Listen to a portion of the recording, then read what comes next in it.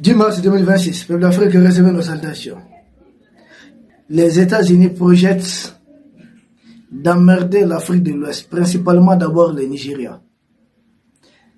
Nous savons déjà qu'ils avaient dit que les chrétiens auraient été menacés au Nigeria, mais la zone d'opération des terreaux du Nigeria, ce n'est pas dans la partie où se trouvent majoritairement les chrétiens.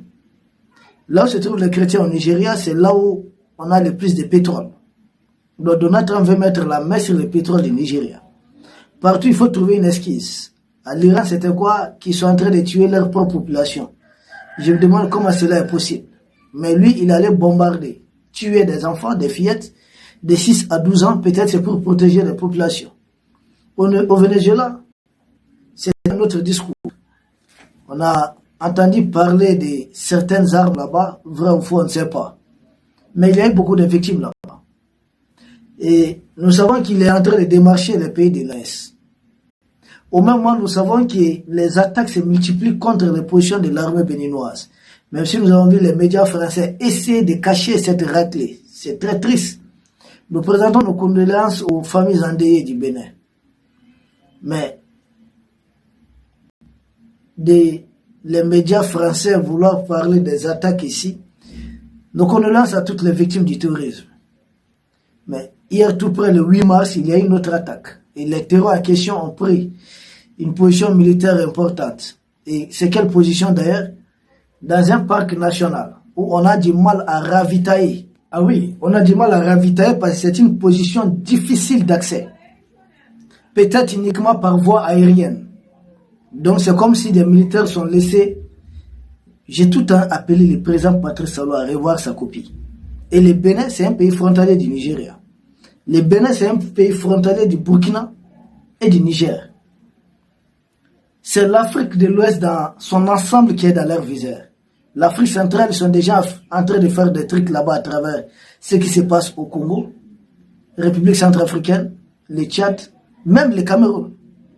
L'Afrique centrale, ils ont déjà un pied. Ils veulent recoloniser toute l'Afrique. Nous l'avions tout le temps dit, on ne va pas fatiguer, on va se répéter. Donald Trump qui vient faire, les États-Unis qui font une telle déclaration. Et vous savez, qu'est-ce qu'ils disent? Que leurs installations militaires au Nigeria seraient menacées et leurs écoles également, les écoles liées aux États-Unis, sont menacées. Nous savons que cette histoire du terrorisme, c'est du banditisme, c'est de la manipulation, c'est du mercenariat. Parce que Boko Haram veut dire quoi? L'école occidentale est haram, c'est ça, non? Elle est interdite. Mais Boko Haram, dans ces œuvres-là, s'attaque à des paisibles citoyens, opposition de l'armée du Nigeria, ne fait aucun combat contre le... C'est pas l'école le problème en fait. Ces gens-là, c'est des menteurs. C'est leur produit. Regardez Djoulani de la Syrie aujourd'hui.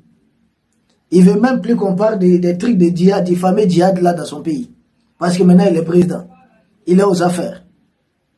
Et maintenant ses amis, les vrais amis, ce sont les Américains. Ce sont d'autres. Pourtant quand il était en train de manipuler les Syriens, il les présentait comme des diables, les démons. C'est des manipulateurs. Les terroristes qui sont ici, au début ils disaient quoi? Ah non, leur problème c'est l'armée française. Mais à la longue nous avons découvert qu'en réalité, leur allié, même leur ami, c'est l'armée française. Théoriquement, dans les discours comme ça, ils sont en train d'insulter, de charger l'armée française, mais dans les faits, c'est des gens qui travaillent main dans la main avec cette même armée. Ils ne s'en cachent même pas. Aujourd'hui, qui font leur communication? C'est les médias français. C'est le cachet de personnes.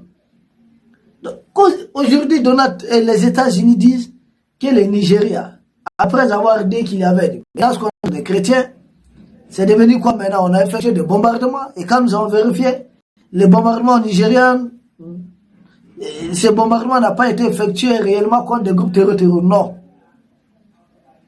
Et là encore, nous avons dit, mais peut-être que c'est plutôt contre un groupe d'autodéfense.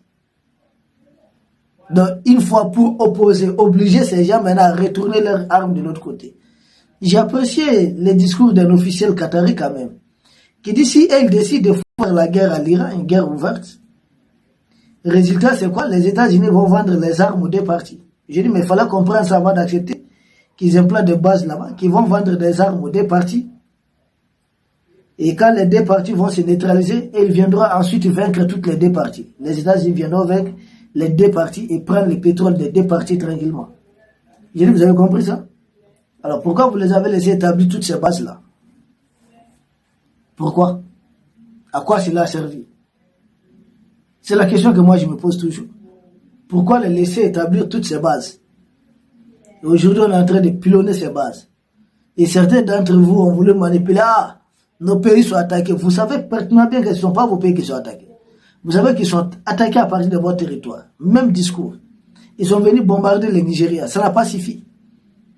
Le Nigeria a même dit avoir participé au bombardement contre le Bénin. Et maintenant, Donald Trump sort un discours qui est tout à fait étrange. Parce que quand il affirme que leurs intérêts sont menacés là-bas, il y a des menaces. Ils appellent même leurs ressortissants à bien étudier leur environnement avant tout mouvement. C'est-à-dire de bien vérifier avant de sortir.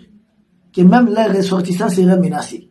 Pourquoi vendre la peur à leur population? Est-ce qu'ils vont dire que c'est à cause de ce qui se passe à l'Iran? Et là aussi nous allons en Iran. Là aussi on va essayer quelque chose. On fait juste un petit calcul. Le calcul est tout à fait simple. Depuis cette guerre Iran d'une part, les États-Unis et Israël de l'autre côté, les missiles iraniens qui ont été utilisés jusque-là ne dépassent pas les 3000 km, 4000 km. Et je n'ai pas connaissance d'un essai des missiles de l'Iran qui dépassent les 6000 km. Peut-être c'est possible. En tout cas, moi, je n'ai pas l'information. Or, la distance entre Téhéran et Abuja, c'est 8149 km. Est-ce que l'Iran dispose de missiles actuellement pouvant être lancés depuis Téhéran jusqu'à atteindre Abuja? C'est la question qu'il faut poser. Donc, dire que c'est la menace iranienne, il faut balayer ça d'un revers de main.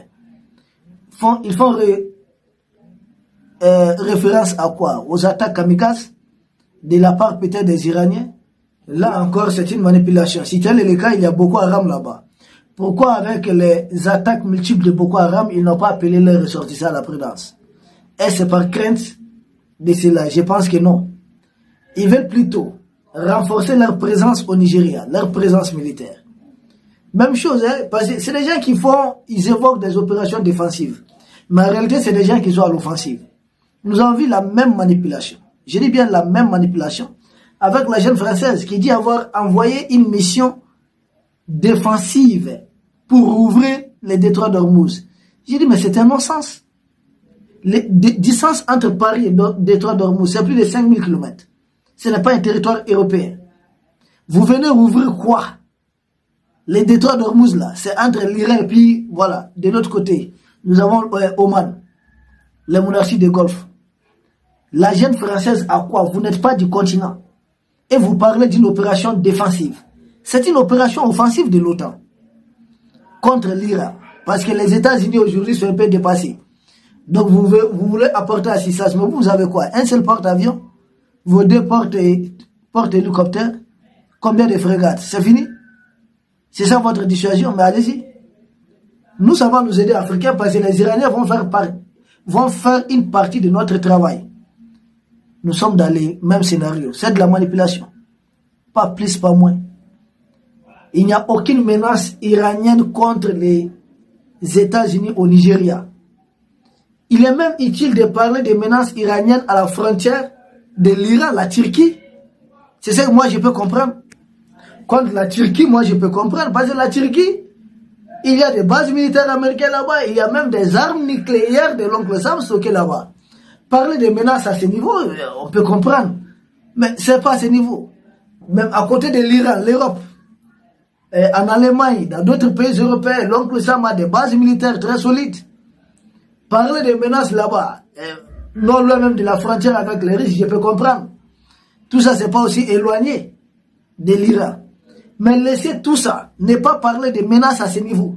Venir parler de menaces au Nigeria. Parce que le Nigeria, c'est la deuxième réserve de pétrole en Afrique après la Libye. Donc en Libye, ils sont en train de se déchiqueter là-bas. Maintenant, le problème de Trump, c'est le pétrole. Tous ces pays-là, c'est le pétrole que Donald Trump est en train de cibler. L'Amérique d'ici, le Cuba.